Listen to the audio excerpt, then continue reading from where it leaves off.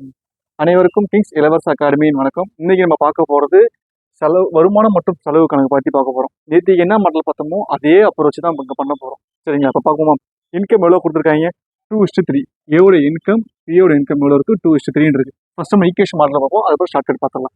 எவ்வளோ செலவு பண்ணுறாங்க? 1:2 செலவு பண்ணுறாங்கன்னா எவ்வளோ சேமிக்கிறாங்கன்னா 24,000 சேமிக்கிறாங்க. சரிங்களா? இப்போ எப்படி ஈக்குவேஷன் எழுதலாம்? 2x இன்கம் அதாவது 24,000 மைனஸ் பண்ணாக்க இன்கம் மைனஸ் பண்ணாக்க அவனுக்கு என்ன மாறுதான்? ஒன்றா மாறுதான். மாறிதான் 3x மைனஸ் 24 அவன் என்ன மாறுது? 2ஆக மாறுது. இது இன்கம்மு, இது சேவிங்கு, இது மைனஸ் பண்ணாக்க முன்னாரும் எக்ஸ்பென்சிவ் வரும்.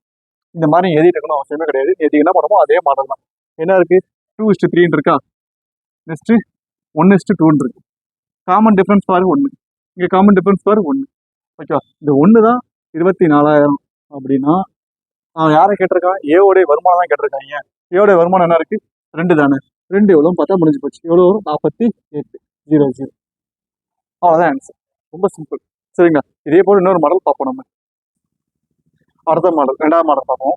இங்கே அதே சொல்லுவேன். ஏக்கும் பிக்கும் இன்கம் கொடுத்துட்டாங்க, பிக்கும் சிக்கும் செலவு கொடுத்துட்டாங்க. ஒவ்வொரு மாதம் எவ்வளோ சேமிக்கிறாங்க? 44,000 சேமிக்கிறாங்க. சேம் போன மாடல் மாற்றமா 8க்கு 9 4 5 டிஃப்ரென்ஸ் பாரு. இங்கே 4, இங்கேயும் 4 தான் வரும். சரிங்களா? இந்த 4 தான் சேவிங் அமௌண்ட். 4 தான் இந்த 44,000 அப்படின்னா அவன் கேட்டுக்கிறது பியோடைய வருமானம். பியோடைய வருமானம் என்ன? இது ஏ, இது பி, இதுதான் இன்கம். ஓகேங்களா? பி எவ்வளோ பார்த்தா அது முடிஞ்சு போச்சு. பி பாருங்க, கேன்சல் பண்ணால் 1 வருமா?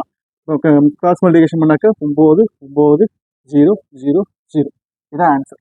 இந்த மாதிரி சம்பவம் தான் லட்டு சாப்பிட்ற மாதிரி டக்குன்னு போட்டுட்டு போய்கிட்டே இருக்கணும். சரிங்களா? தேங்க்யூ.